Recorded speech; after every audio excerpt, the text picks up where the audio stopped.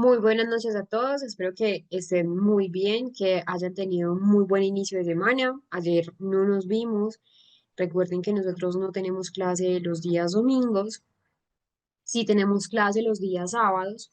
El sábado tuvimos entonces una clase donde estábamos mirando, donde estábamos observando cómo el autismo puede concomitar también con algunos síndromes genéticos. De esos síndromes genéticos empezábamos a hablar, empezábamos a dialogar sobre lo que era el síndrome de Soto, sobre lo que era el síndrome entonces de Rett. No profundizamos tanto en el síndrome de Rett porque de hecho es un tema pues más adelante.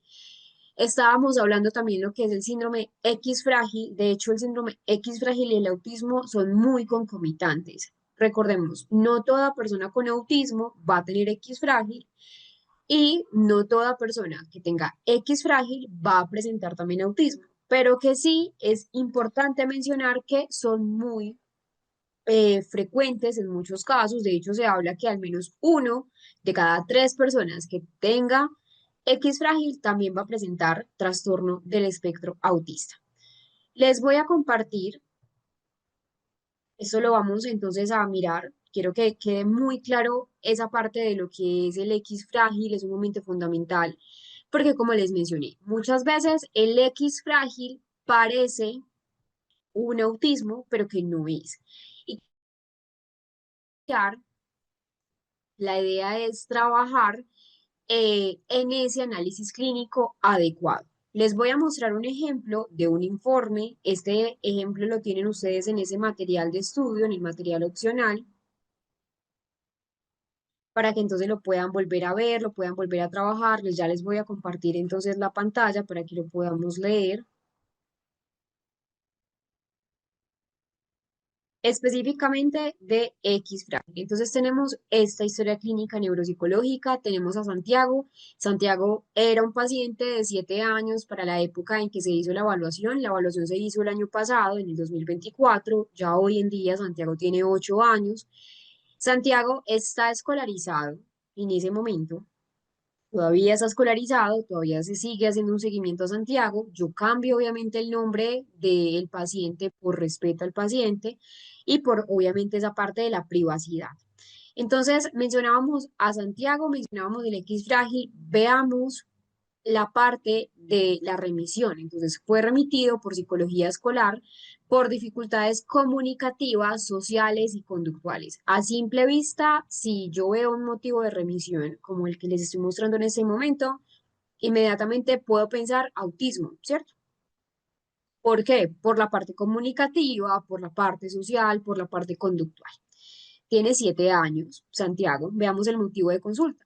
La madre refiere que Santiago presenta dificultades para comunicarse, evita el contacto visual, no muestra interés en jugar con otros niños, repite palabras y movimientos con frecuencia, manifiesta crisis de irritabilidad ante cambios en la rutina en el entorno escolar. Los docentes reportan escasa participación, lenguaje limitado, comportamientos repetitivos como aletear las manos y balancearse y dificultades para seguir instrucciones grupales. Hasta el momento, hasta donde lo que conocemos de Santiago en la historia clínica muy posiblemente puede ser autismo. Vamos a mirar cómo se desarrolla o cómo evoluciona el caso. En cuanto a los antecedentes personales, esto es sumamente fundamental, esto nunca lo podemos olvidar en una historia clínica. Recuerden, y esto yo les mencionaba el sábado, que en los trastornos del neurodesarrollo, muchos de ellos, aunque pues no se sabe una causa única, no se sabe una causa exacta, pues muchos de ellos sí tienen causas prenatales y causas postnatales. Entonces, miremos un poco el caso de acá de Santiago, a ver qué nos dice ese antecedente de neurodesarrollo. Embarazo controlado y deseado, no exposición a tóxicos, fármacos ni infecciones, ecografías dentro de los parámetros normales, eh, con peso y talla adecuados, no hubo hipoxia ni complicaciones. Pero miremos el desarrollo psicomotor.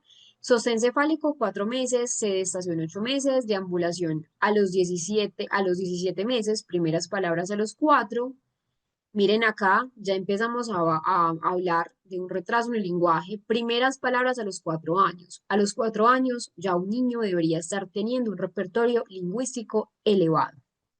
Cuando me refiero a elevado, yo me refiero a un lenguaje amplio, un lenguaje, digámoslo así, pues adulto, no, pero sí, ya el niño construye frases, ya el niño inventa historias, ya el niño intenta contar chistes, y miren que acá apenas las primeras palabras las estaba diciendo a los 4 años. Las operaciones simples a los 6 años. Y el control de esfínteres estaba muy tardío o está muy tardío a los 5 años. Es decir, se evidencia un retraso global en el desarrollo, especialmente en qué, en el lenguaje y en las habilidades sociales. Acá miremos un poco en esta parte de la conducta y la adaptación. Madre refiere que Santiago evita el contacto visual, no responde al llamado por su nombre en la primera infancia, muestra alta sensibilidad a los ruidos y texturas, presenta rutinas rígidas, resistencia a cambios, mostrando ansiedad cuando se altera su entorno habitual, disfruta actividades solitarias como ordenar objetos por color o tamaño y ver videos repetidamente. El examen físico. Evaluación neuropsicológica, miren entonces la cognición general está en un funcionamiento intelectual pues que estaba por debajo de las expectativas y como realmente acá ya en los estudios complementarios no habían realmente pues una sospecha de epilepsia, se descarta la epilepsia, pero neurología junto con neuropsicología remite entonces a Santiago y a la familia de Santiago a una prueba genética, porque Santiago tenía primero pues sí un comportamiento muy característico, muy típico de lo que ya hemos hablado del X frágil y también del autismo, pero que también empezamos a mirar que a nivel fenotípico, Santiago tenía ciertos rasgos que eran importantes no pasar desapercibidos. Entonces resulta que sí, el análisis clínico confirma ese síndrome de X frágil, cariotipo 46, y ya se le da un diagnóstico principal de qué. Trastorno autista, trastorno del espectro autista, y un diagnóstico asociado, que ¿cuál sería? El síndrome del cromosoma X frágil. Es un trastorno del espectro autista. Recuerden entonces que el espectro autista puede ser sindrómico o puede ser de tipo idiopático. Idiopático mencionábamos que es el común denominador de las personas que tienen autismo, porque es difícil en muchos sentidos develar el por qué una persona tiene autismo. Mencionábamos que son multicausas que a veces englobarlo en uno solo puede ser difícil, pero acá en este caso con Santiago sí tenemos como tal un síndrome de X frágil, hay retraso global en ese neurodesarrollo, también acá Santiago tenía una discapacidad intelectual asociada, recuerden que el X frágil tiene pues una parte importante del marco general del diagnóstico y es que hay discapacidad intelectual, que es uno de hecho de los diagnósticos con discapacidad intelectual heredada, que es más común. Ayer, perdón, el sábado estábamos hablando entonces eso de lo que es los tipos según la etiología, mencionábamos idiopático sindrómico, pero yo quería mostrarles este caso para que ustedes supieran realmente cómo se ve en la parte clínica, para que ustedes puedan ver realmente el caso está o que lo puedan ver detalladamente está en el material de estudio para que ustedes entonces puedan fortalecer ese aspecto. Es muy importante que ustedes sepan eh, o que sepamos pues identificar qué viene siendo un autismo, qué viene siendo un X frágil, cuándo saberlo o cómo saberlo diagnosticar. Entonces, allí teníamos el caso de Santiago, lo pueden ampliar, lo pueden leer más a fondo en lo que es esa parte del material de estudio para que lo puedan entonces trabajar. Y hoy, y bueno, y el sábado terminamos con esta pregunta. ¿Qué sabemos del autismo?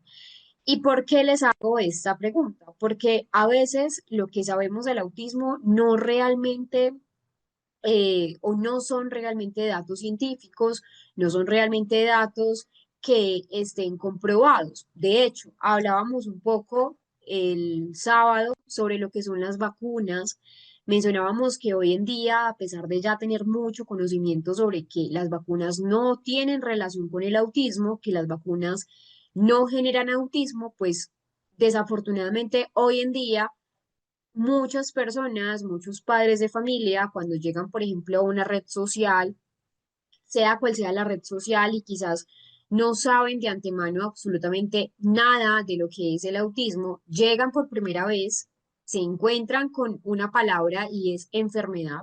Entonces, que ya sabemos que es erróneo, entonces se quedan con esa visión de lo que es el autismo erróneamente, o ven o buscan cuál es el origen del autismo, y lo primero que les sale son las vacunas en la red social, supongamos, TikTok. Entonces, recuerden que esto es generar miedo, es generar discordia, que es completamente innecesaria porque no hay una correlación entre autismo y las vacunas. Mencionábamos que, claro, como el autismo empieza a mostrar eh, o a tener manifestaciones de los 16 meses a los 26 meses más o menos, que concuerda mucho con los esquemas principales de vacunas, pues muchas personas entonces adjudican el desarrollo del autismo con las vacunas, pero que no hay ninguna correlación. ¿Y por qué les hago esta pequeña reflexión? Porque quiero mostrarles un pequeño video, es muy corto.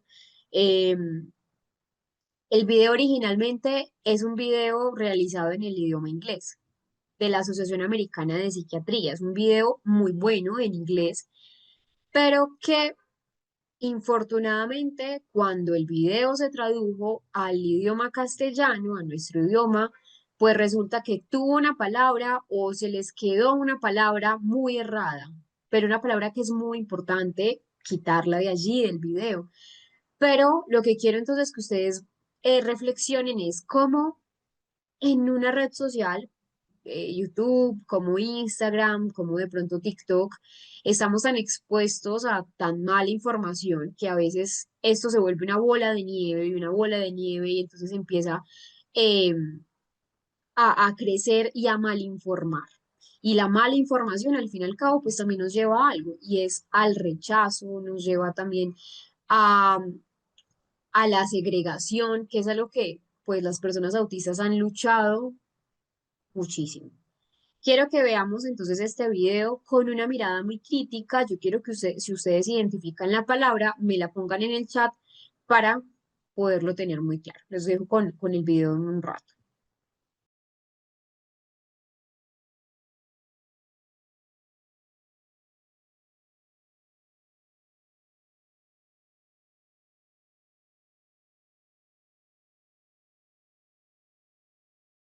Muy bien, entonces veía en los comentarios que la palabra errada realmente es enfermedad. eh, es completamente errada. Recuerden entonces que no es una enfermedad, es un trastorno del neurodesarrollo que tiene muchas aristas por comprender, por entender. Pero a lo que quiero llegar es que a veces en las redes sociales o a veces, miren, por ejemplo, este video está en YouTube, una persona puede llegar, puede observarlo, puede verlo, y lo primero que va a escuchar es la palabra enfermedad. Y puede ser una persona que no sepa absolutamente nada sobre el trastorno del espectro autista. Puede ser una madre de familia, una abuela, un abuelo, un tío o alguien que esté buscando de pronto entender un poco más lo que es el autismo, cómo funciona el autismo.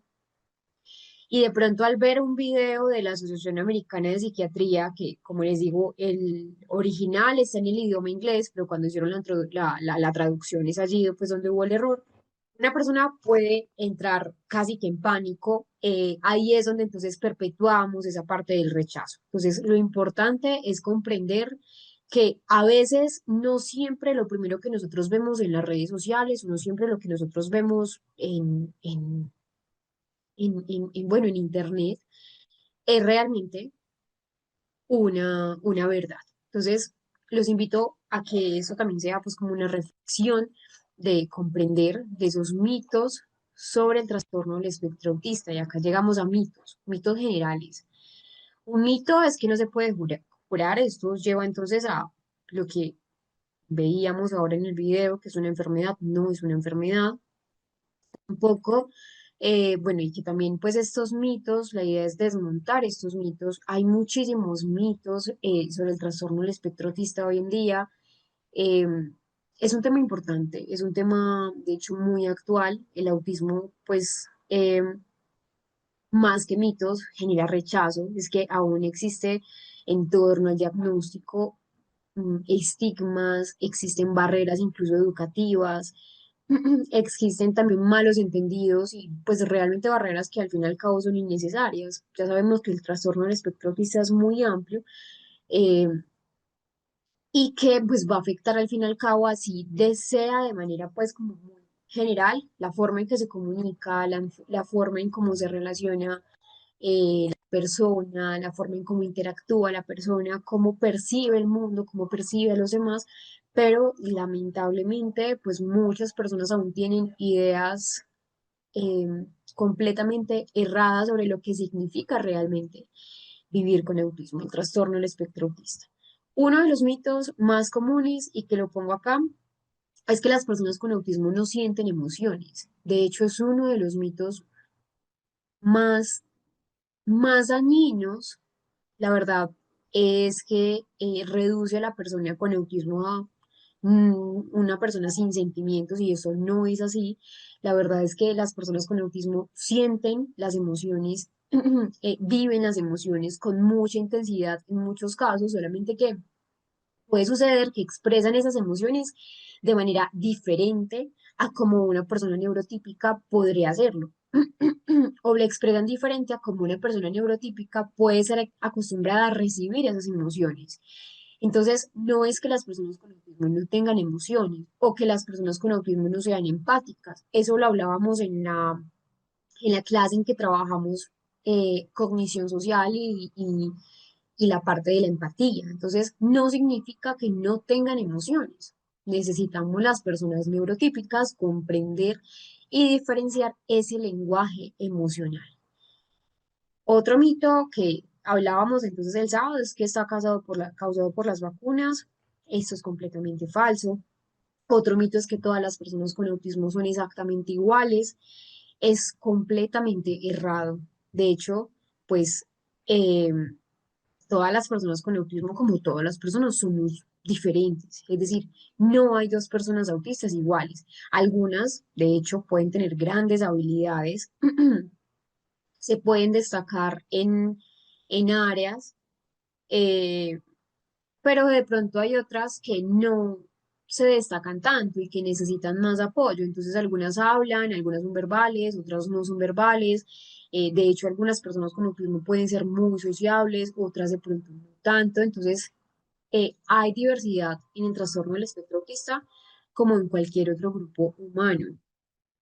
Eh, Otro mito es que las personas con autismo no quieren relacionarse con los demás. Eso es falso. De hecho, muchas personas con autismo quieren tener amigos, quieren tener conexiones sociales, pero puede que les cueste iniciar o les cueste mantener esos vínculos sociales, porque al fin y al cabo también hay dificultades en esa comunicación. Lo que necesitan las personas con autismo no es un aislamiento, lo que necesitan las personas con autismo es comprender el por qué se vinculan de esa manera.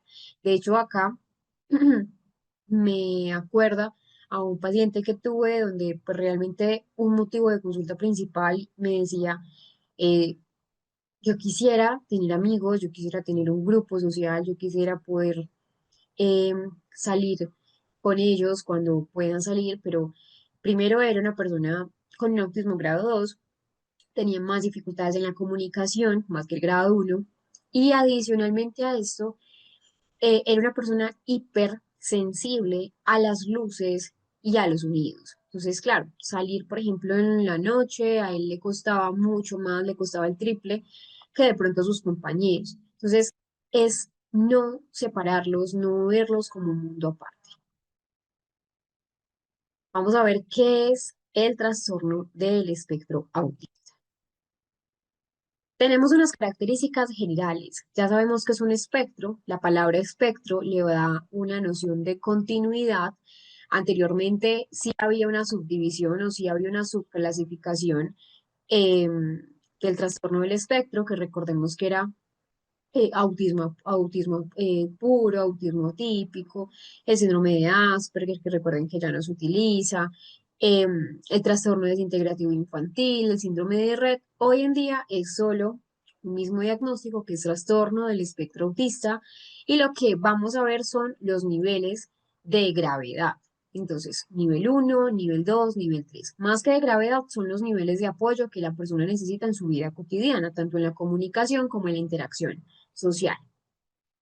Vemos diferentes grados de capacidad cognitiva, diferentes grados de capacidad comunicativa, como tenemos personas con autismo que son muy buenos a nivel verbal, tenemos otros que les cuesta. Ya vimos la presencia de comorbilidades que una persona con autismo puede concomitar también con un TDAH, o que una persona con autismo puede concomitar con un síndrome genético, que ocurre en todos los grupos étnicos. ¿Qué quiere decir? Que Haití, Colombia, Chile, Perú, Paraguay, las Maldivas, Italia, todos, en todo el mundo, en todos los grupos étnicos, hay trastorno del espectro autista. Lo diferente es que no se diagnostica correctamente, o que no están preparados pues, para ese diagnóstico de la misma manera. Y el hecho de que no es el diagnóstico formal no quiere decir que el autismo no esté allí. Entonces, hay factores culturales, factores sociales, económicos, educativos, que influyen cómo se percibe, cómo se nombra, cómo se diagnostica el trastorno del espectro autista. Entonces, en resumen, pues en todas las culturas, en todos los, los momentos de la historia de la humanidad, y que eso lo veíamos de hecho en la primera clase, pues hay autismo. No siempre se ve, no siempre se trata, no siempre se diagnostica igual, pero que el hecho de que no se diagnostique igual, nuevamente reitero, no quiere decir que el diagnóstico no esté allí. Entonces, el término espectro adopta una noción de continuidad, donde entonces ya se sabe que se alteran un montón de capacidades sociales, comunicativas, simbólicas.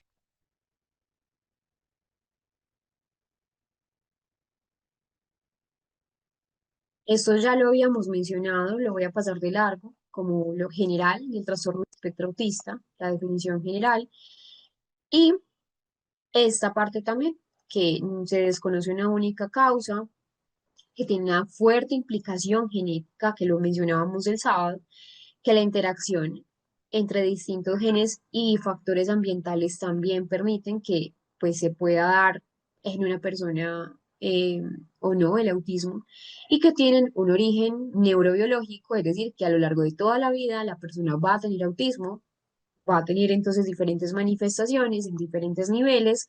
Algo importante es que los niveles pueden cambiar en diferentes momentos de la vida de una persona. No es lo mismo una persona que de pronto se diagnostique a los 7 años, como Santiago, un ejemplo del paciente que estábamos viendo al principio, y que se le brinden los apoyos adecuados, las herramientas adecuadas, las terapias adecuadas, siendo un ejemplo, porque realmente pues no era un grado 2, siendo un grado 2 pueda pasar a un grado 1.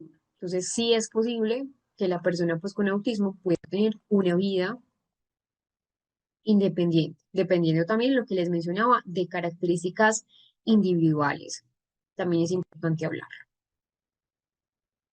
Antes de ver esas habilidades o esas características en la persona con autismo, vamos a ver una entrevista muy particular. Yo creo que tomen mucha nota de esta entrevista, porque realmente la entrevista nos muestra cómo un niño, es un niño que ya vamos a ver, es un niño, de hecho, pues esa entrevista me encanta, me fascina, porque creo que nos adentra muy bien a lo que es el autismo.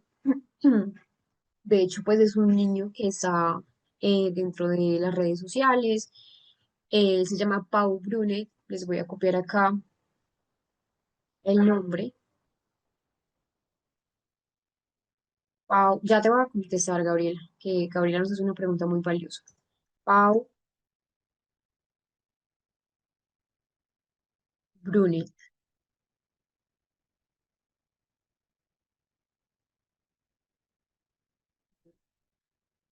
Perdón, se me fue la Y. Es brunette. Entonces vamos a ver esa entrevista que tiene que ver mucho con las características que vamos a ver y ya le respondo a Gabriela.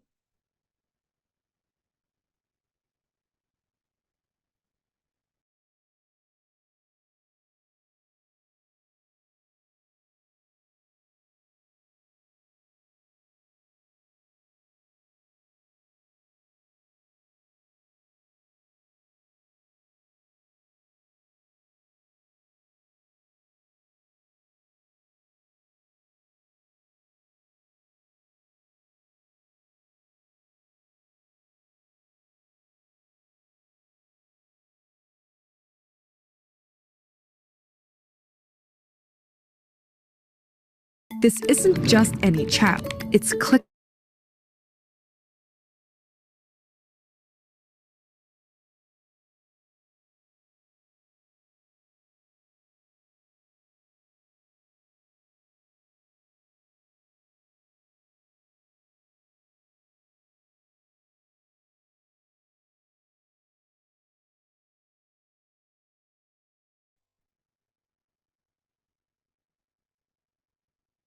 Allí teníamos a Pau, lo pueden buscar, realmente tiene muchas entrevistas y muchísimos videos hablando sobre el trastorno del espectro autista para que puedan aprender un poco más desde la perspectiva de una persona con autismo. Teniendo entonces un poco en cuenta todo lo que nos dice Pau en la entrevista, que muchas de las cosas que nos dice las vamos a volver a mirar acá en esas características clínicas, vamos a empezar por esas habilidades en la comunicación.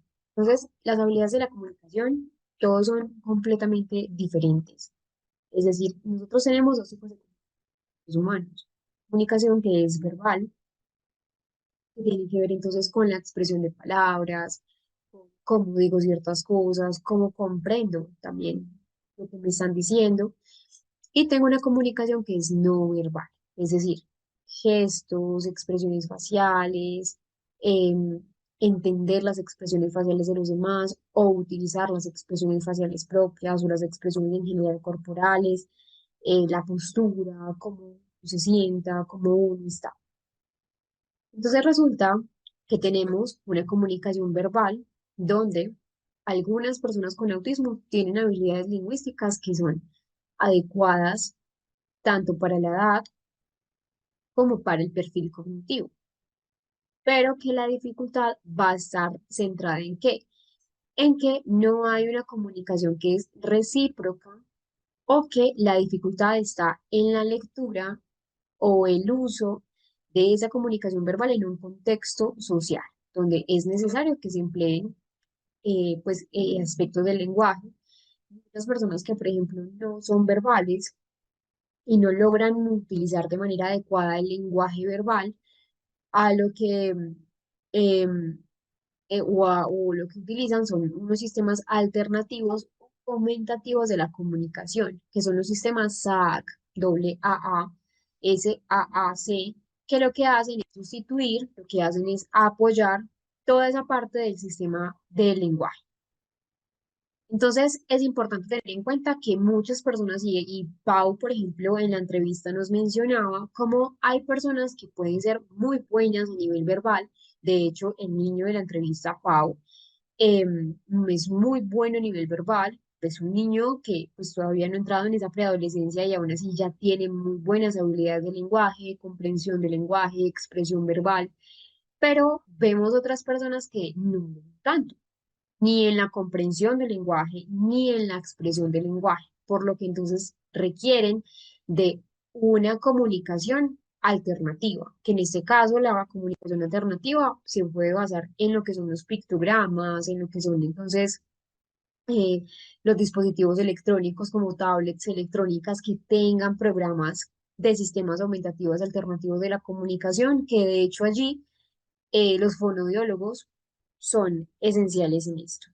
Y en la comunicación no verbal, donde las personas con autismo experimentan esas dificultades en esa expresión de los gestos, en esa expresión de los significados, de las expresiones faciales de otras personas, elementos que al fin y al cabo para tener una conversación, para tener una buena interacción social, nosotros requerimos. Nosotros todo el tiempo estamos en función de una lectura social, de un contacto ocular, de cómo está la postura de la persona, cómo está la postura corporal, que a veces entonces incluso las personas con autismo pues los pone en una situación a veces que puede ser de malos entendidos. De hecho, muchas veces pacientes me han mencionado es que me dicen, a veces yo creo que las personas piensan que yo soy grosero o a veces las personas me dicen que soy muy grosero, pero realmente no es que sea grosero, me dicen así, sino que es mi tono, a veces no sé cómo decir las cosas. Entonces,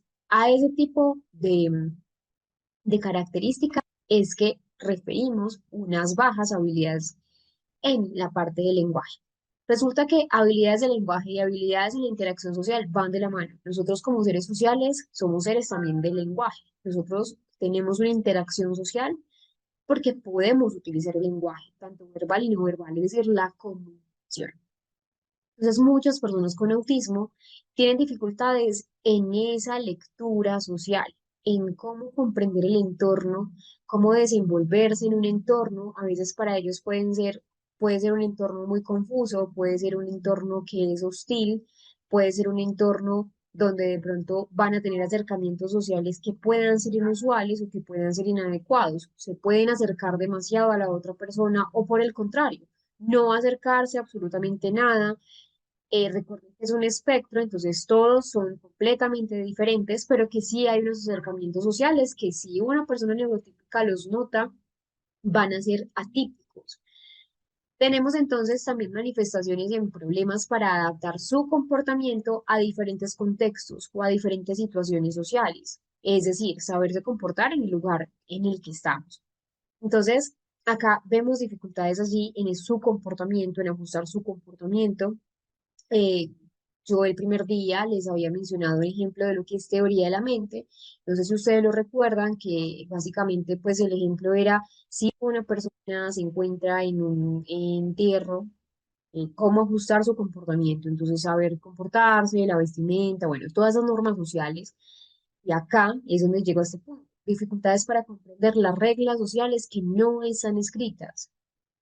Una regla social no es, y que pues también depende de la cultura, claro, pero una norma social que no está escrita es, por ejemplo, salir a la calle con una ropa que combine, por ejemplo. Entonces, no salir a la calle con un pantalón rojo y una camisa café y unos zapatos verdes, unas medias de magenta y un sombrero anaranjado, por ejemplo. Nosotros, nadie nos impide salir a la calle de tal forma, pero está la sanción social. La norma social trae consigo una sanción social. ¿Qué es una sanción social? Una sanción social, perdón, una mirada, un gesto de reproche, un señalamiento, un mira a esa persona que está allá, mira cómo se ve, es eso, una sanción social. Entonces, esas normas sociales llevan o nos llevan a nosotros como seres sociales, pues aunque no son normas que están escritas como las normas de tránsito o las normas de civismo y urbanidad, pues son normas que seguimos para estar en sociedad, pero muchas personas con autismo, esas normas pueden serles completamente indiferentes. Y es allí donde está esa dificultad en la interacción social. No sé si ustedes notaron en el video, y decía, em, lo social ha puesto, por ejemplo, el tema de la palabra normal. Entonces, para una persona que salga a la calle de esta forma es completamente atípico, ¿cierto? Entonces, la palabra normalidad es una palabra estadística que a veces, pues, incluso también tergiversa el entender el autismo en este caso. Y tenemos el cuarto punto, que son dificultades para entender o para incluso expresar esas emociones de forma ajustada al contexto o de forma ajustada a una situación. Tenemos dos polos. También hay personas que estarán en la mitad, pero tenemos dos polos. Una de regulación emocional o lo que es la alexitimia. La alexitimia, les voy a explicar un poco qué es la alexitimia, no es única y exclusiva del trastorno del espectro autista. Es decir, es muy común entre personas con autismo, pero no es ni siquiera una característica clínica para el diagnóstico o no. La lexitimia no es una lista de chequeo. Es decir, en el contexto del autismo nosotros encontramos alexitimia, que se manifiesta como esa dificultad que van a tener las personas con autismo para eh, poder identificar esas emociones. Recuerden que no es que no tengan emociones. Eso es algo muy importante que mencionábamos, que también era uno de los mitos más sancionados o que les hacen más daño a las personas con autismo. Pero las personas con autismo y que cursan con alexitimia tienen problemas ¿para qué? Para reconocer tanto sus propias emociones como las emociones de los demás. Tiene mucho que ver también con teoría de la mente. Entonces, claro, eso los lleva a una aparente, la palabra aparente es muy importante, a una aparente falta de empatía o una aparente falta emocional y que también muchas personas con autismo tienen una expresión emocional a veces que puede ser muy limitada cuando cursan con alexitimia. Entonces pueden mostrar de pronto una gama menos rica, una gama de pronto menos, o una gama más limitada de expresiones emocionales que a veces los lleva a malos entendidos o incluso en esa comunicación social. Les voy a contar, por ejemplo, una anécdota. Eh, Uno de los pacientes ya es un paciente adulto, ya es un paciente eh, que pues tiene una familia, está casado, tiene un buen trabajo, etcétera, etcétera.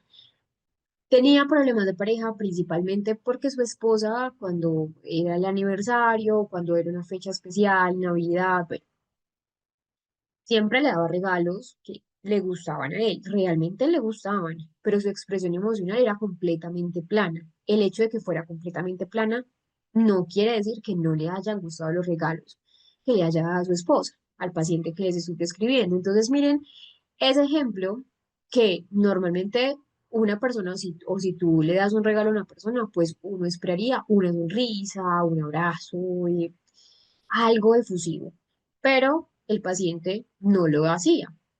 Su esposa sabía que tenía diagnóstico de trastorno del espectro autista, pero la dificultad está en que ella comprendiera cómo él procesaba esas emociones. De hecho, ahí está la dificultad también de las personas neurotípicas, porque no se trata de que la persona con autismo se ajuste a las normas sociales de una persona neurotípica, sino cómo la persona neurotípica pueda comprender em, la forma de desenvolverse o la forma de procesar las emociones. Entonces, es muy común que la persona con autismo pueda tener un desafío, eh, pues la lexitimia al fin y al cabo también contribuye a un desafío social, porque las emociones pues forman parte integral de nosotros como seres humanos. Entonces, miren este caso que les estoy mencionando, como una persona que pues ya se había casado, ya sabía cómo era em, su esposo, pues aún así le costaba un poco comprender esas emociones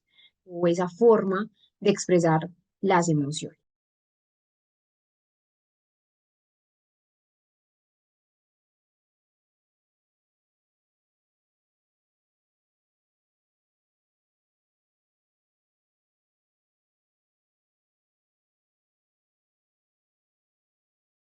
Morning.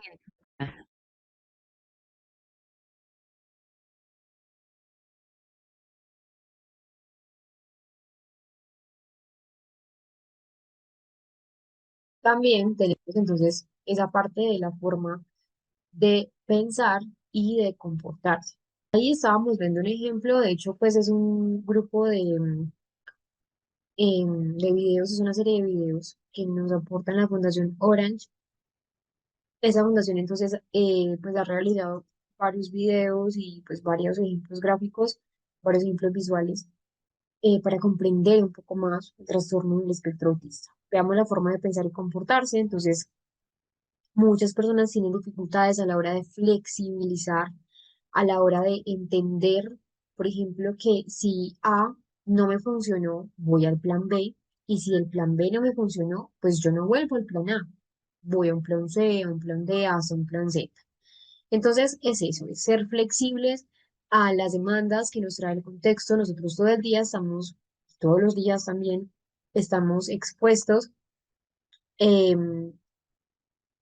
eh, a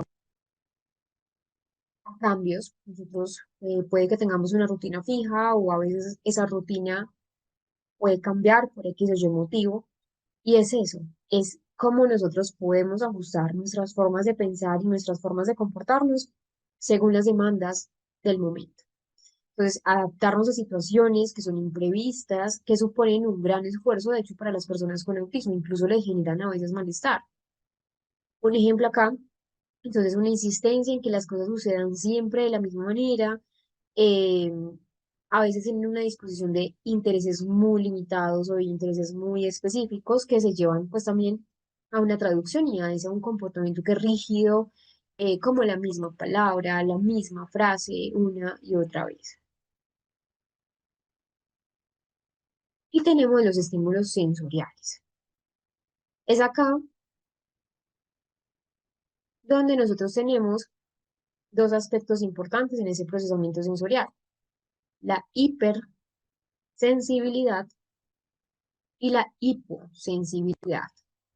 Entonces, son muy comunes las alteraciones sensoriales en las personas con autismo, pues son respuestas o excesivas o respuestas al contrario, muy bajas a lo que debería ser frente a los estímulos sensoriales. Entonces va a variar de una persona a otra. Pues la hipersensibilidad, por ejemplo, implica, bueno, y que puede ser con cualquier modalidad sensorial, sabores, texturas, olores, luces, la propiocepción, de hecho también, entonces hay una hipersensibilidad, por ejemplo, o la hipersensibilidad es una respuesta que es intensa, una respuesta intensificada a cualquier modalidad sensorial.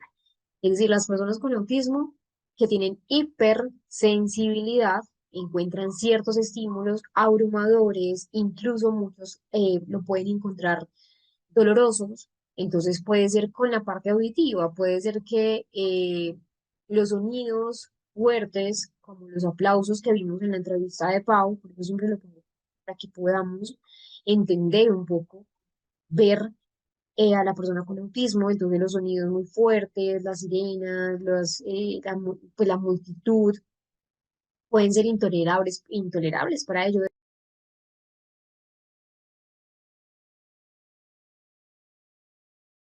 Y incluso sonidos que, pues, de pronto para otra persona no van a ser, o que para otra persona no son molestos, para la persona con autismo puede ser molesto. Entonces, por ejemplo, ese zumbido de la luz fluorescente, bueno, ya casi no se usa, pero cuando se usaban las lámparas, por ejemplo, fluorescentes, ese zumbido de esas lámparas a veces les puede generar malestar, pueden ser molestos para ellos.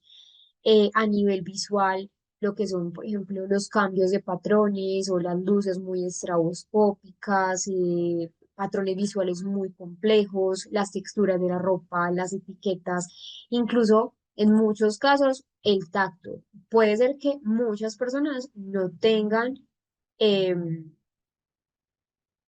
eh, eh, un rechazo per se al contacto físico o que necesitan el contacto físico, pero que cuando alguien los abraza puede ser incluso para ellos muy doloroso y no es necesariamente que no quieran o que no les guste. Entonces, es entender que es un procesamiento sensorial que es diferente, que es hipersensible, que no sienten de la misma manera que una persona neurotípica siente.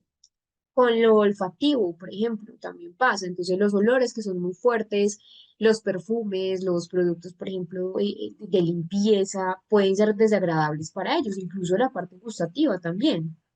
Que una persona tenga, pues, eh, eh, una sensibilidad extrema a ciertos sabores, que incluso limite su dieta a algunos alimentos, frente a la hiposensibilidad, que la hiposensibilidad es todo lo contrario.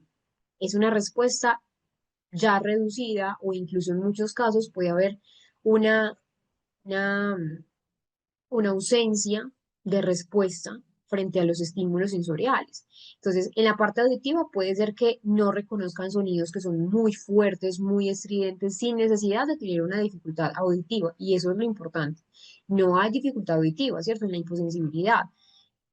Porque pues ya se explicaría entonces por esa hipoacusia, ¿no? Aquí es que no hay una respuesta a esos estímulos y eso hace que las personas con autismo con hiposensibilidad busquen estímulos para sentir algo, entonces busquen ruidos fuertes, busquen ruidos intensos para estimularse, o pueden quedarse mirando una y otra vez patrones visuales de manera pues muy prolongada en el tiempo, o que busquen sensaciones fuertes de presión, por ejemplo, en la parte táctil o en la parte olfativa, oler y buscar pues sensaciones para poder entonces compensar un poco esa situación. Vamos a ver un ejemplo de ese grupo de ejemplos que mencionaba, que es principalmente de la Fundación Orange, que les mencionaba, para, para comprender un poco esa hipersensibilidad.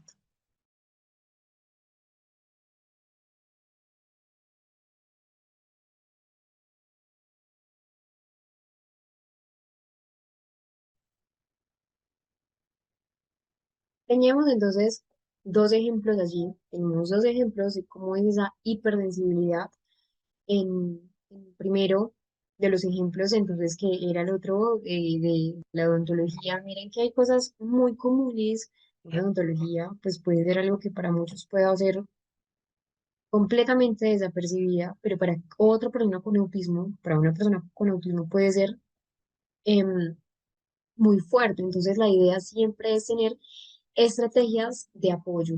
Primero, ayudar a manejar o primero ayudar a identificar qué a la persona le genera, pues a la persona con trastorno del espectro autista, le genera hipersensibilidad, o si tiene hiposensibilidad, donde hay una búsqueda, entonces a veces incluso de elementos, y sobre todo si son niños, que puedan ser peligrosos, que puedan ser de pronto cortopunzantes sin la intención de hacerse daño. Recuerden, una cosa es una intención de hacerse daño, otra cosa muy diferente es el hecho de querer buscar una sensación fuerte.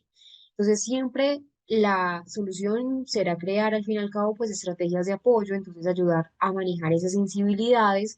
Primero, una creación de un entorno que sea sensorial, es decir, un entorno que sea amigable para la persona, que si es hipersensible, pues poder, dentro de la medida de lo posible, porque a veces no se puede, ajustar la iluminación. Si no se puede ajustar la iluminación, existen pues lentes de pues lentes oscuros que lo que hacen es menguar un poco como esa luz que a veces les llega, mejorar los niveles de ruido si se puede mejorar, si no se puede mejorar, entonces una herramienta sensorial como los cascos auditivos que veíamos allí en Pau, el niño de la entrevista, que puedan de pronto, y sobre todo eso aparte, pues pasa más que todo como en los colegios, es un espacio para minimizar esos estímulos abrumadores. Acá me acuerdo mucho de una anécdota y era el caso, eran dos niños, no eran hermanos, pero eran diferentes en diferentes grados, pero ambos tenían una hipersensibilidad auditiva.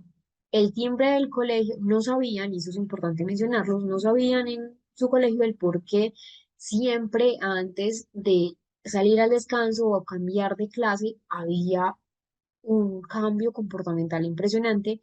Ya luego entendieron que es que era esa hipersensibilidad auditiva, que era muy fuerte de hecho, entonces empezaron a cambiar o a implementar el timbre del colegio, que era una campana, lo cambiaron por un tono muy suave de música. A todos les benefició. Todos al final y al cabo en el colegio se dieron cuenta que eso era para cambiar de, de, de materia. Entonces, miren que con cambios a veces muy sutiles, que a veces no perjudican a los demás, podemos crear un entorno sensorial importante. Entonces, auriculares de cancelación de sonido, las etiquetas sin ropa, por ejemplo, las ropas sin etiquetas, perdón. Existen muchos juguetes sensoriales que lo que hacen es proporcionar a los niños pues una buena sensibilidad.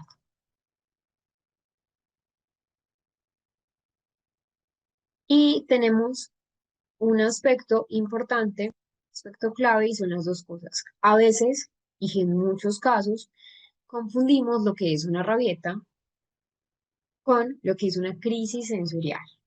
Hay unos aspectos claves que son fundamentales. A veces pueden parecerse, sobre todo si son niños más pequeños. Entonces, la diferencia entre una rabieta y una pata, pues que es la llamada pataleta y una crisis sensorial, nos permite comprender esa necesidad. ¿Cómo entonces una rabieta es una conducta que tiene un origen? El origen de la rabieta sí, en cualquier niño, no solamente pues en los niños con autismo, en cualquier eh, punto, el origen de una rabieta es controlar una situación, es conseguir algo. Cuando me refiero a conseguir algo, entonces puede ser un objeto, una muñeca, la atención, por ejemplo, de los padres. La rabieta, a diferencia, por ejemplo, de una crisis sensorial, es que en la rabieta siempre hay un control voluntario. Es decir, si el niño logra lo que quiere, si el niño logra que le den el celular, un ejemplo, la rabieta cesa, la rabieta mengua. Mientras que en la crisis sensorial esto no pasa. ¿Por qué? Porque el origen de la crisis sensorial es una sobrecarga sensorial, sea por el ruido, sea por la textura, sea porque hay muchas personas o mucha multitud. mm, y que en la rabieta hay un objetivo claro, es que el niño busca algo específico, un juguete, evitar hacer una tarea, y que la rabieta, a diferencia de la crisis sensorial, es que en la rabieta hay una respuesta cuando se imponen límites, es decir, el niño se calma si se establecen los límites firmes y se ofrece de pronto una alternativa. Mientras que la crisis sensorial no mejora con límites, lo único que mejora la crisis sensorial es una regulación emocional, una contención a nivel sensorial y que a diferencia, por ejemplo, de la rabieta, la crisis sensorial no depende de quién esté presente. Una crisis sensorial se puede presentar el niño solo con alguien, solo o en público, mientras que la rabieta usualmente siempre debe, pues siempre es en público porque el niño lo que hace es buscar manipular, buscar la atención. Entonces, cómo manejar una rabieta y cómo manejar una crisis sensorial, eso depende de qué tipo eh, eh, eh, de aspectos tenemos, si realmente es una rabieta o es una crisis sensorial. No quiere decir que todo niño con autismo no tenga rabietas, claro que sí, pero también debemos identificar cuándo es una rabieta y cuándo es una crisis sensorial. Manejar una rabieta es, pues que de hecho es muy común cuando el niño no consigue lo que quiere, es decir, es diferente a manejar una crisis sensorial. Para manejar una crisis sensorial, lo primero que debemos hacer es identificar cuáles son o qué desencadenó esa rabieta. Entonces, observar qué provocan esas crisis. Si son los ruidos, si son las etiquetas de la ropa, si es, por ejemplo, el timbre del colegio, como les mencionaba con el niño que les estoy mencionando, eh, para evitar que se den esas crisis sensoriales que, como les digo, son involuntarias, que se da más bien por una sobrecarga de estímulos que el niño no puede controlar.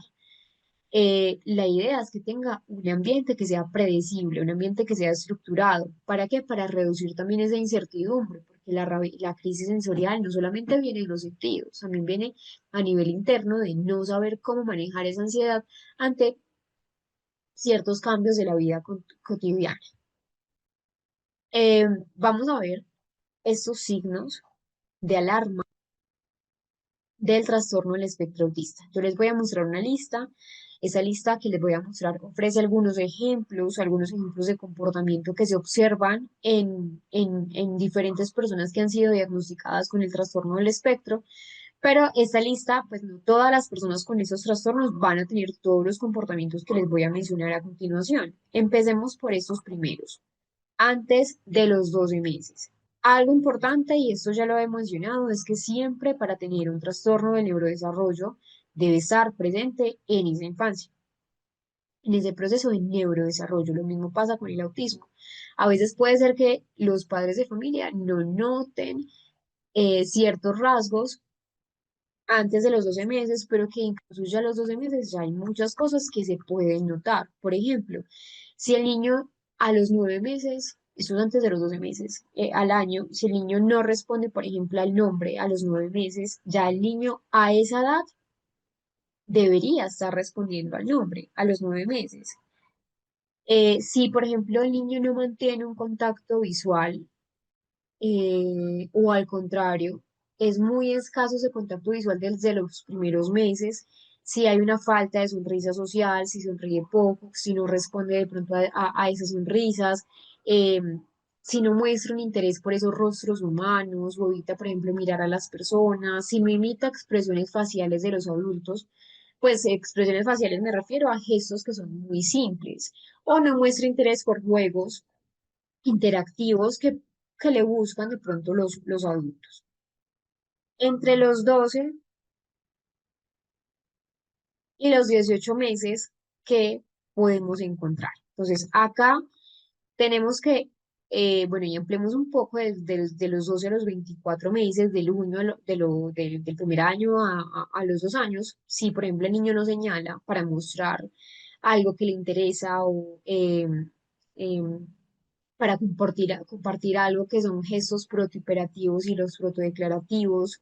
Entre esa etapa, por ejemplo, el niño no utiliza palabras sueltas al cumplir los 16, o no responde al nombre, o no muestra interés por otros niños, ni siquiera intenta interactuar con otros niños. Ya a los 2 años el niño o la niña quiere buscar a otros niños para buscar juegos, sea de su edad o sea mayor.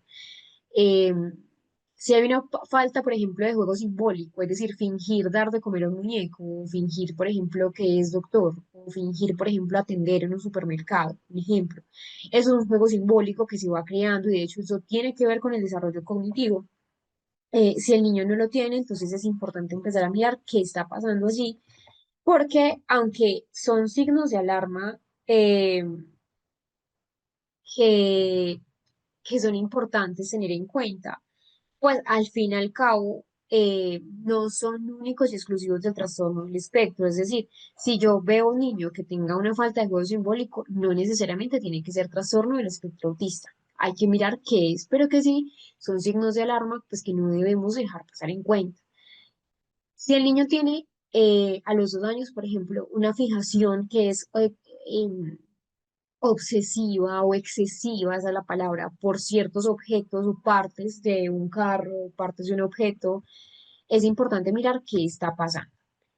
En sí, si un niño presenta estos signos pues de alarma que les muestro, pues que les relato de forma persistente, no necesariamente es una persona que, pues, no necesariamente es un niño que ya sí o sí tenga autismo, pero que sí se recomienda que pues ya un profesional en esa parte del desarrollo infantil pueda hacer una evaluación diagnóstica que sea formal. Cuando me refiero a formal es incluir A22, eh, ADR, la entrevista clínica estructurada, una observación para mirar si hay una detección temprana o no de un trastorno del espectro autista, que como les digo, pues repartido en los signos de alarma que son importantes también tenerlos en cuenta, porque a veces pasa que no se tienen los signos de alarma. Recuerden que igual un diagnóstico temprano es un diagnóstico sumamente importante porque pues vamos a tener realmente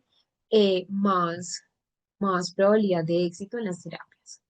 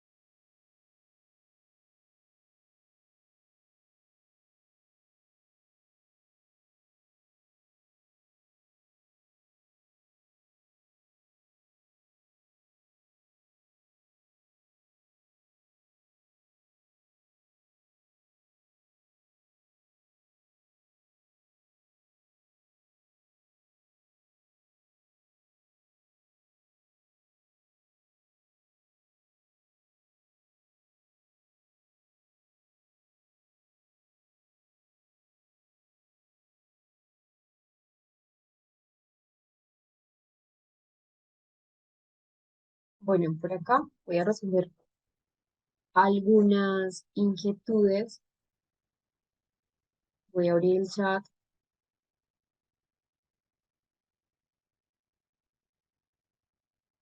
Por acá una pregunta no la hace su. La pregunta es la siguiente. ¿Cuál es la diferencia entre trastorno y rasgos? ¿Puede una persona presentar intolerancia a las texturas sin ser autista?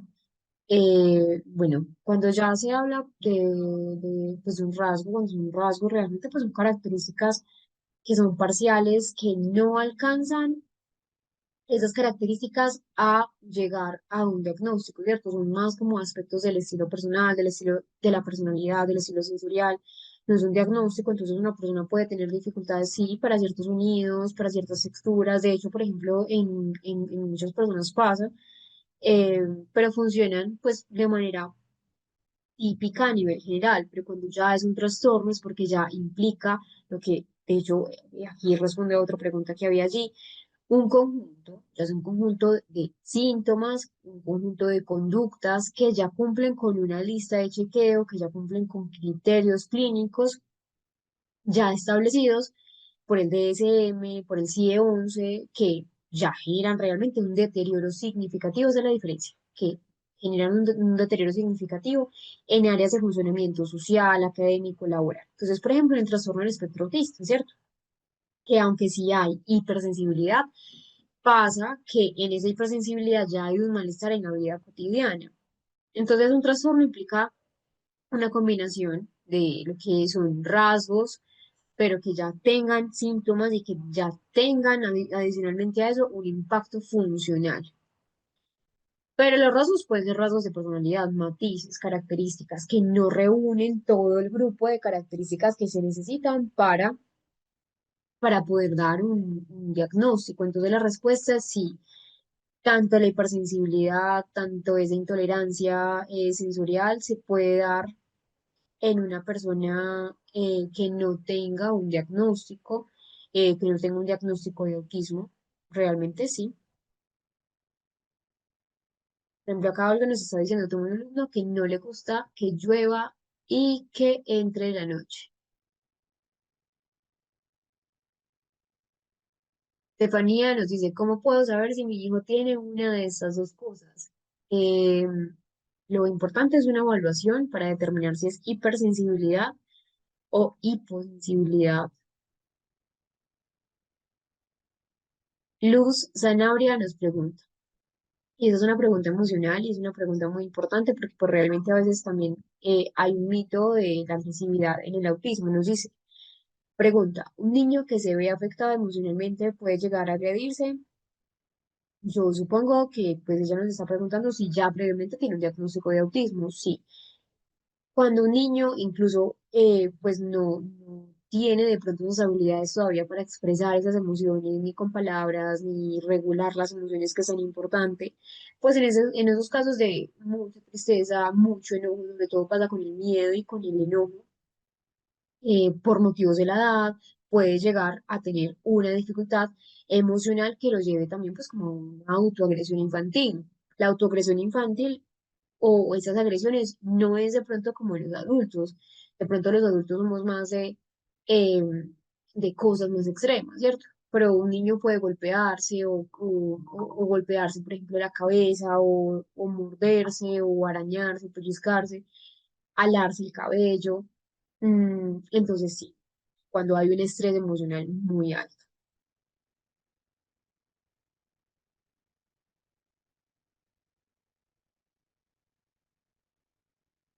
Bueno, Gabriela nos pregunta la siguiente.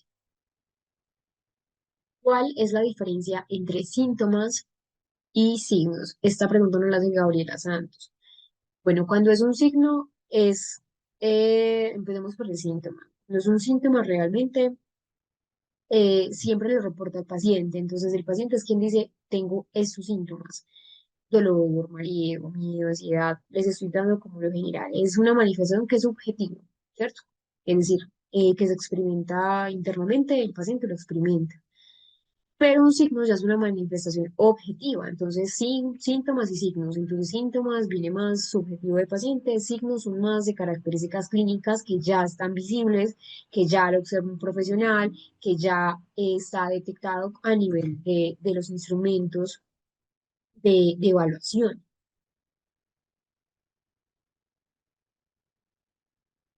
Los niños con autismo deben tener alguna alimentación especial.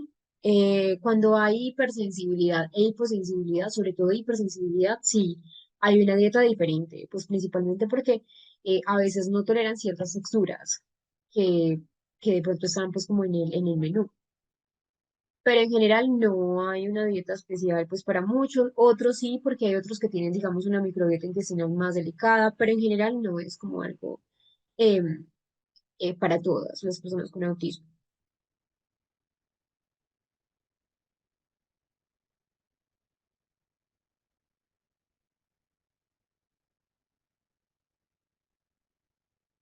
Bueno, vamos a ir entonces a nuestro descanso.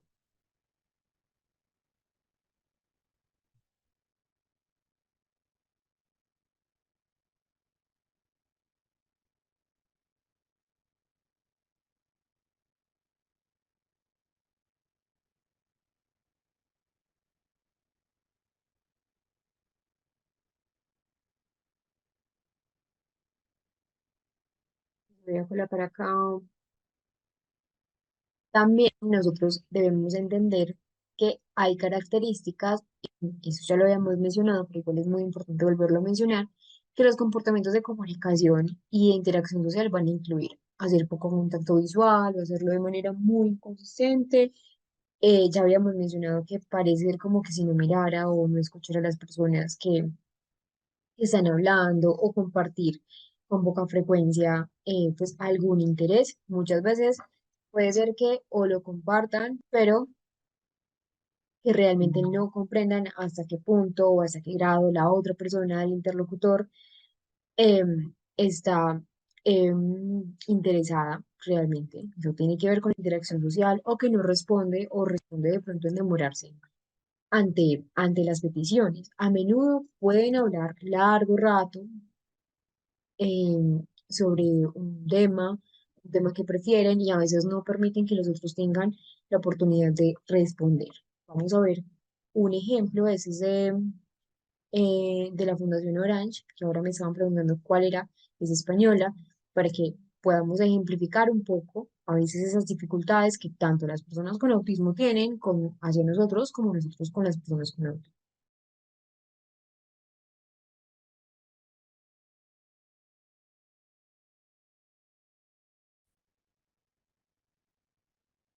Ahí teníamos un ejemplo de cómo es eh, esa comunicación. Realmente acá lo que hace la Fundación Orange es un símil de cómo podría verse, cómo podría ser esa dificultad. Pero también las personas con diagnóstico de autismo, de hecho, tienen muchísimos puntos fuertes. Entre los puntos fuertes que encontramos es que muchas de ellos, que esto ya lo habíamos mencionado, en algún punto también les había mencionado quién, pues que había una persona que pues es muy reconocida a nivel mundial y es Steven Wilshire, quien tiene una capacidad increíble, tiene una memoria e idética increíble, de ser capaz de aprender detalladamente las cosas, recordar información por largos periodos de tiempo, tener una gran memoria visual, una gran memoria auditiva. Muchos salen en muchas áreas, recuerden, no todos van a tener las mismas capacidades, pero también hay que mostrar las personas que sí tienen esas capacidades. De hecho, Alex Baker es uno de ellos, también es un niño eh, que lleva entonces al límite esa capacidad humana. Miren, por ejemplo, esos bosquejos que hace de la ciudad. Como les mencionaba, tiene una gran memoria idética. Él reproduce un horizonte urbano, por ejemplo, ya ha hecho horizontes de Manhattan y otros lugares, pero es muy interesante el hecho de cómo logra con una sola mirada poder captar esos detalles, poder captar ese bosquejo que están viendo allí. Y él es otra persona, él sí es más famoso, él ya se dedica de lleno a lo que son las artes visuales, él es Steven Wilshire y realmente pues tiene una memoria idética increíble.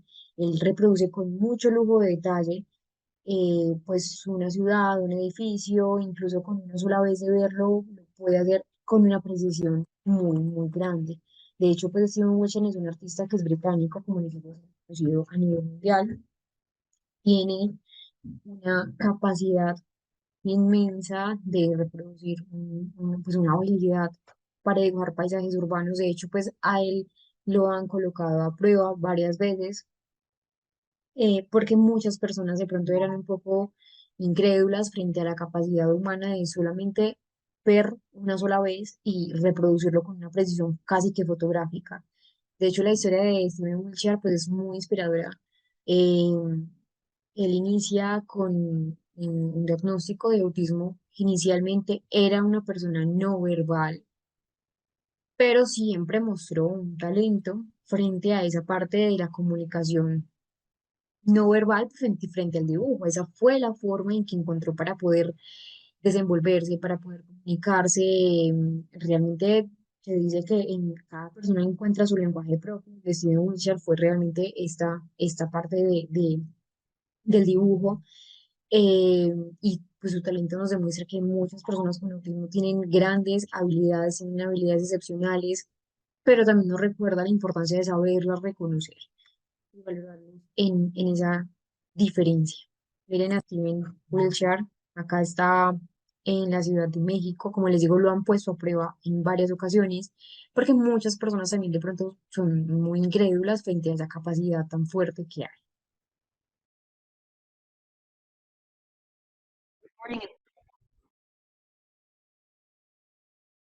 Hablemos sobre la clasificación del autismo, ya habíamos tocado un tema similar.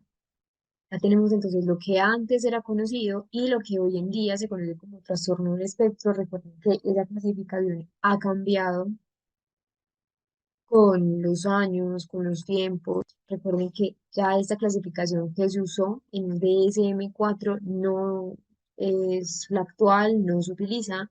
Hoy en día ya no se recogen esos cinco subtipos del trastorno del espectro autista, que era trastorno autista, trastorno o trastorno autista puro, trastorno generalizado del desarrollo no especificado, trastorno de Asperger, trastorno de Red y el trastorno desintegrativo infantil, que eran las cinco divisiones.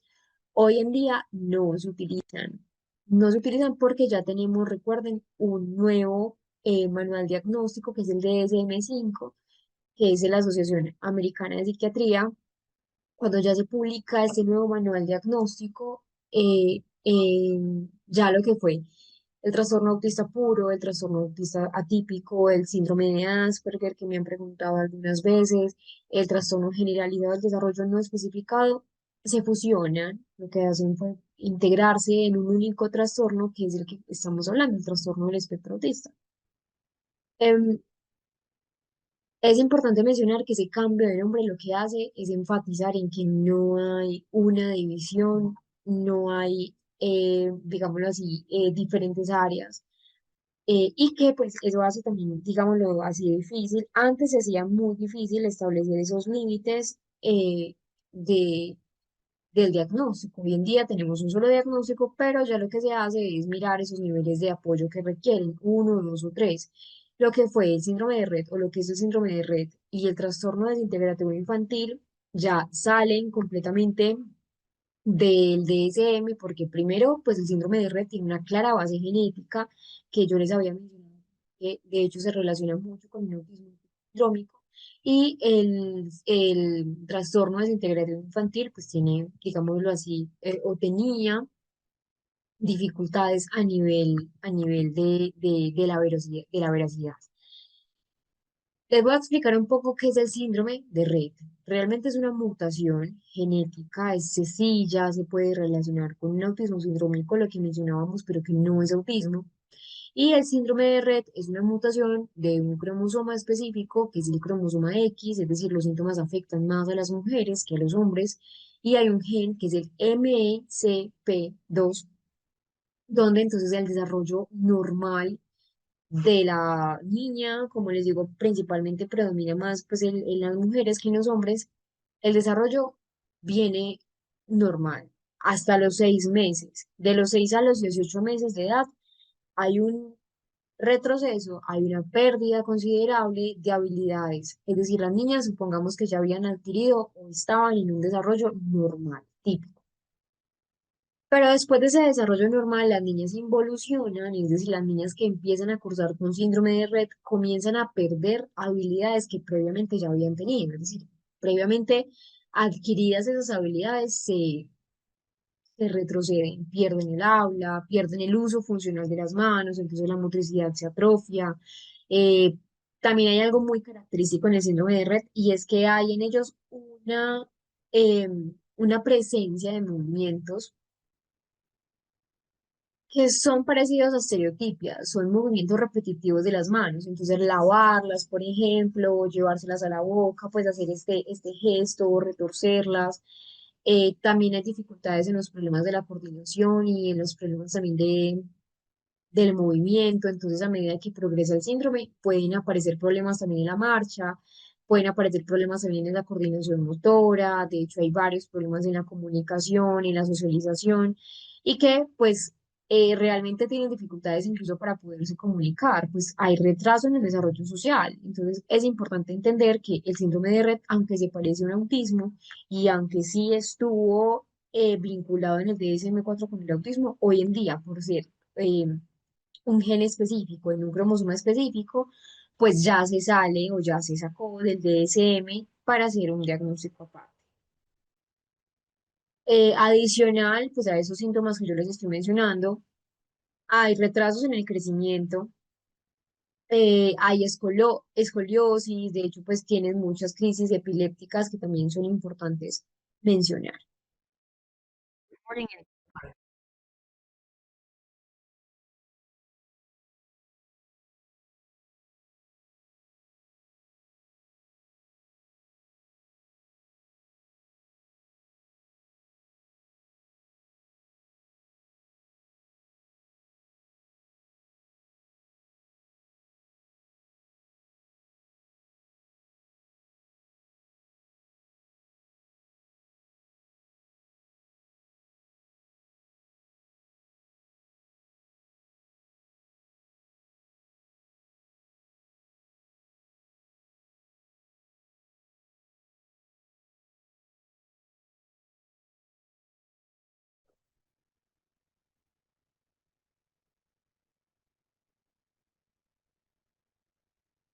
Hablemos de los tres niveles, realmente son los tres niveles a partir de los cuales se clasifica en nivel uno, nivel 2, nivel 3, según la ayuda que la persona necesita.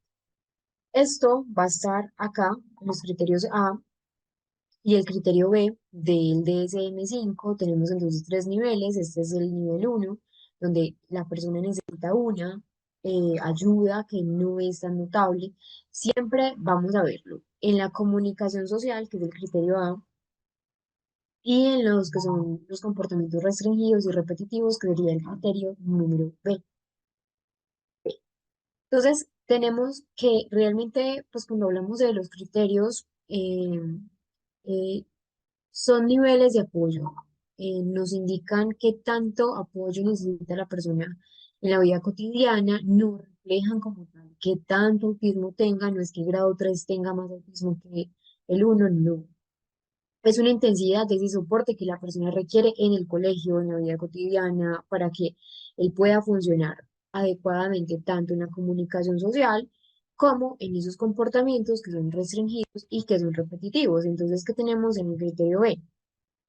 Acá, recuerden que siempre son dos, tanto comunicación social como las conductas repetitivas o los comportamientos restringidos. Entonces, en la comunicación social, en esa interacción social, vemos entonces una dificultad que es notable. Si no hay un apoyo adicional, le puede costar, lo logra, sí, pero le puede costar un poco más que el promedio o el común denominador.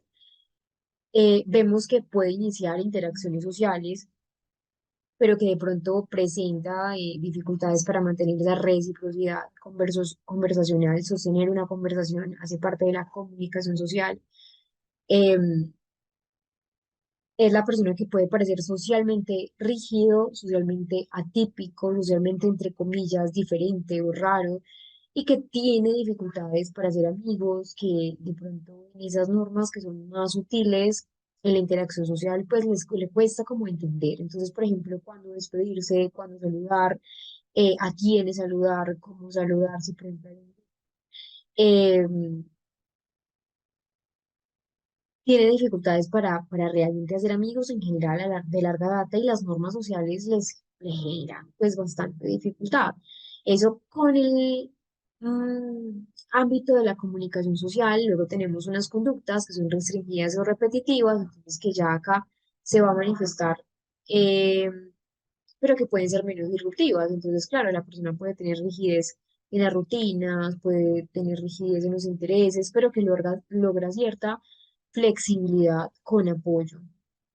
El ejemplo típico es un niño que de pronto habla fluidamente, pero que no entiende el sarcasmo, no entiende las bromas, se angustia, por ejemplo, si la persona cambia de rutina o cambia de ruta para el colegio. Eso con respecto al nivel 1. Acá les voy a leer un caso clínico de un autismo nivel 1. Dice lo siguiente, Mateo. Es un niño de 7 años y 3 meses que cursa el segundo grado de primaria en un colegio regular con inclusión. Es decir, él estaba en un colegio típico, pero que pues sus docentes afortunadamente y pues el colegio también contaba con un docente de apoyo que todo el tiempo estaba allí explicándole, enseñándole, todo el tiempo estaba pendiente. He referido para evaluación de dificultades en interacción social y patrones de comportamientos repetitivos que interfieren con su desempeño escolar y convivencia con sus compañeros. Su madre menciona que siempre ha tenido un comportamiento, entre comillas, diferente en comparación con otros niños de su edad, describiéndolo como muy inteligente pero con dificultades para relacionarse socialmente.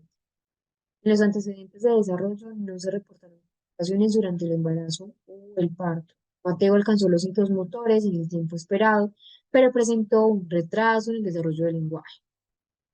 Sus primeras palabras aparecieron a los 2 años y comenzó a formar frases simples a los 3 años. Actualmente su lenguaje es funcional, aunque lo utiliza de manera literal y le cuesta comprender ironías, bromas o dobles sentidos. Por ejemplo, si alguien le dice yo voy a cántaros, responde preguntando ¿dónde están los cántaros? En el ámbito social, Mateo muestra intereses por interactuar con otros niños, pero sus intentos son percibidos como inusuales por sus compañeros. Habla principalmente sobre sus intereses específicos como trenes y mapas, sin percibir el desinterés o incomodidad para hablar o interpretar expresiones faciales complejas. Em, Aunque busca afecto de figuras cercanas, su forma de expresarlo es restringida y más evidente con adultos que con sus pares. En cuanto a sus comportamientos repetitivos, Mateo tiene rutinas estrictas que le brindan seguridad, como usar siempre el mismo plato, cubiertos al comer. Sus intereses restringidos son intensos y específicos, destacando su fascinación por trenes y mapas.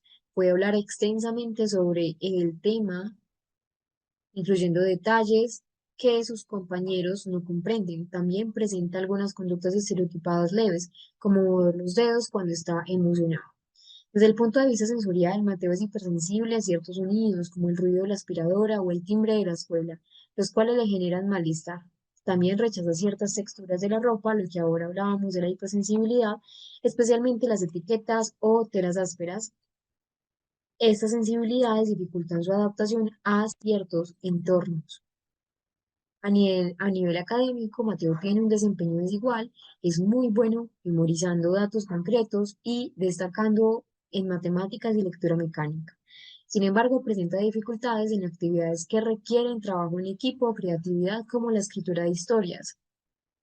Los resultados de la evaluación neuropsicológica indican un desempeño promedio en áreas como razonamiento fluido y comprensión verbal, pero destacan fortalezas en memoria de trabajo y debilidades en velocidad de procesamiento. Para abordar sus necesidades se recomienda implementar estrategias de apoyo en el aula, eso es muy importante y recuerden que ahora también lo estábamos mencionando, pues para reducir esa sobrecarga sensorial y que también pues practicar en esas habilidades a nivel social.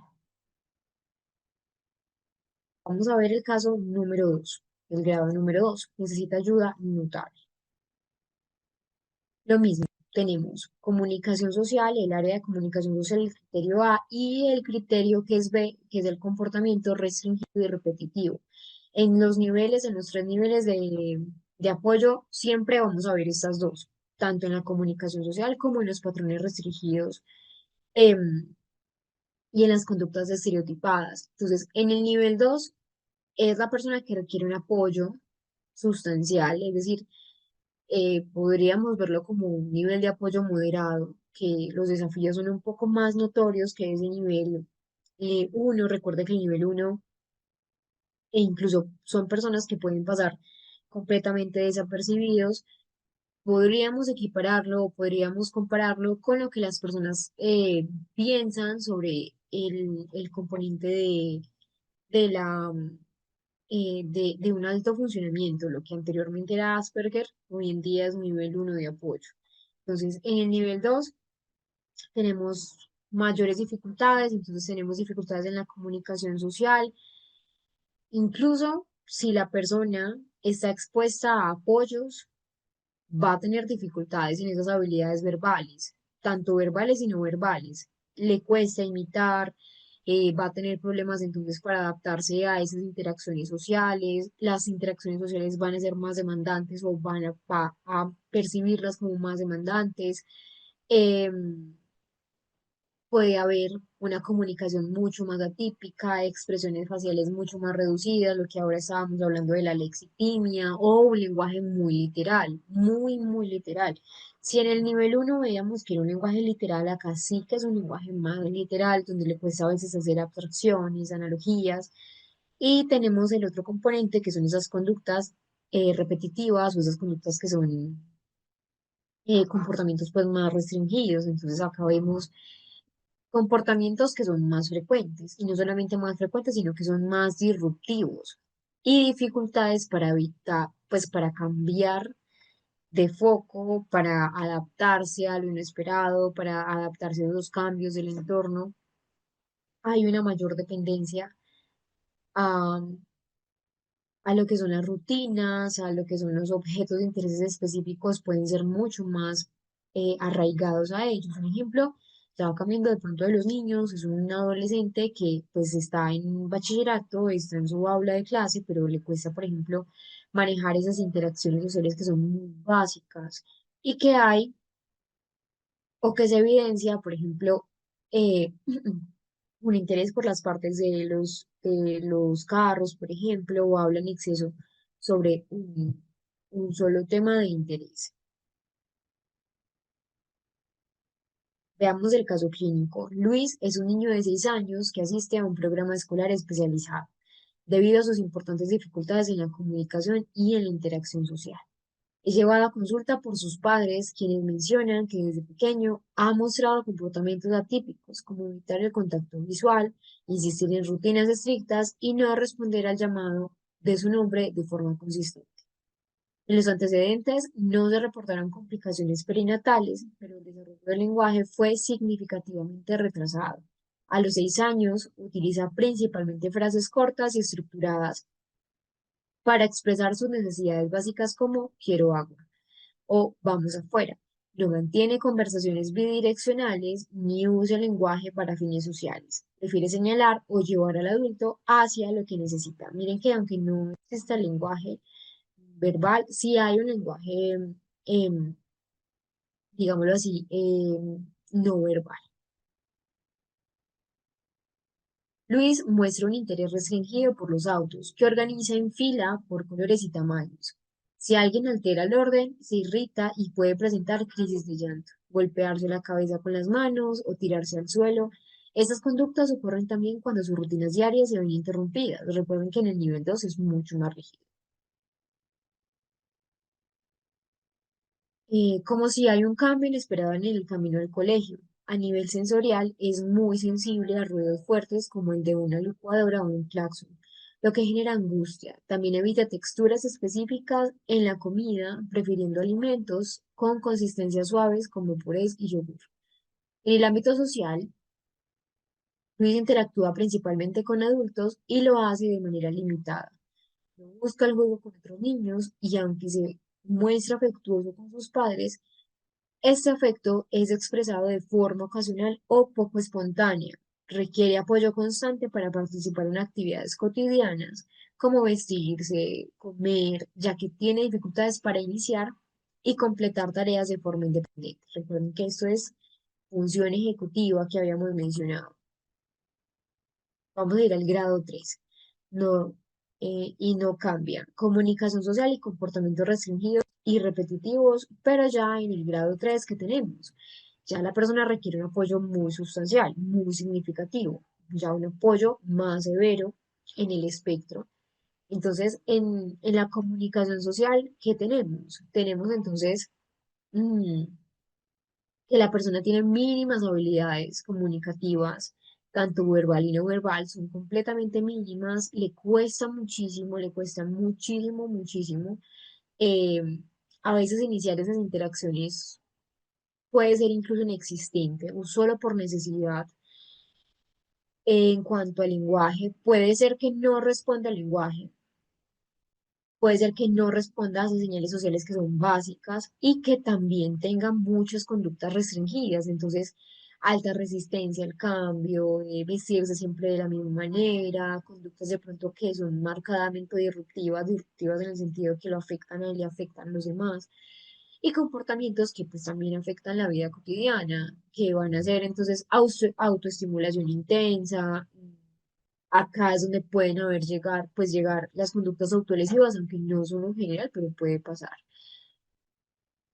Un ejemplo, eh, acá es un niño que de pronto no habla, es un niño que evita el contacto visual, es un niño que tiene estallidos de pronto de angustia frente a cambios que pues para otra persona pueden ser completamente mínimos y que requieren apoyo en sus actividades de la vida cotidiana. Veamos un ejemplo acá, un autismo grado 3. Ana es una niña de 5 años que asiste a un centro terapéutico especializado, ya que presenta severas dificultades en la comunicación, interacción social y conductas adaptativas. Es llevada a consulta por sus padres debido a su incapacidad para comunicarse verbalmente, frecuentes crisis de irritabilidad y comportamientos autolesivos. En los antecedentes se reporta un desarrollo temprano con retrasos significativos, no alcanzó el hito del balbuceo esperado y a los 5 años no utiliza palabras, comunicándose únicamente mediante llanto, gritos o levantando la mano de un adulto, o llevando la mano, perdón, a un adulto hacia el objeto que desea. No señala, no responde a su nombre, no muestra interés por interactuar con otras personas, incluyendo a sus padres. Ana presenta patrones de comportamiento altamente restrictivos y repetitivos. Pasa largos periodos meciendo su cuerpo hacia adelante y hacia atrás. Y puede observarse mirando fijamente luces, girando objetos repetidamente. Esas actividades ocupan la mayor parte de su tiempo y cualquier interrupción de esas conductas provoca una crisis intensa de llanto, gritos y en ocasiones conductas autolesivas como morderse las manos, lo que les explicaba ahora. En cuanto a su perfil sensorial, Ana muestra hipersensibilidad extrema, llora ante ruidos cotidianos como timbre de la casa, realmente ya se asustaba bastante, una batidora y se resiste al contacto físico, incluso con sus padres. También presenta selectividad alimentaria severa, rechazando la mayoría de los alimentos y consumiendo solo ciertos tipos de papillas. Era una pregunta que me hacían ahora. Si una persona, por ejemplo, em, con autismo debe tener una dieta diferente, por ejemplo, en el caso de Ana, que es un grado 3, la idea es hacer una integración sensorial, pero sí, debe tener una limitación distinta. Em, bueno, adicional, la paciente, por ejemplo, no participaba en ninguna actividad grupal, no participaba en ningún juego, no estaba, por ejemplo, en actividades básicas funcionalmente en la vida diaria, es decir, necesitaba sí o sí una supervisión constante, continua, alimentarse, vestirse, asearse, ya tiene 5 años, ya estaba en ese proceso, todavía no tenía esfínteres, creo que no hemos mencionado eso, y con el entorno en general no tenía una conexión, es decir, no respondía emocionalmente ni siquiera cuando se le intentaba consolar. Acá tenemos los criterios diagnósticos según el DSM-5. Recuerden entonces que de esos niveles de gravedad que nosotros tenemos, esos niveles de apoyo, salen o surgen de esos criterios del DSM. Resulta que en todos los países el manual utilizado principalmente es el DSM-5 y el CIE, pero el CIE tiene una importancia mucho mayor en Inglaterra, de hecho es el único o el oficialmente adaptado allí, mientras que en México, en Bolivia, en Brasil, en Canadá, en otros países, incluso en España, pues utilizan el DSM-5 para, pues como manual diagnóstico y estadístico para esa práctica a nivel clínico. Vamos entonces a dejar acá para que no nos quede corto el tema. Mañana vamos a trabajar lo que son esos criterios diagnósticos del DSM-5. Vamos a revisar también otros del DSM, del CIE-10, perdón, para que podamos entonces tener más claridad allí.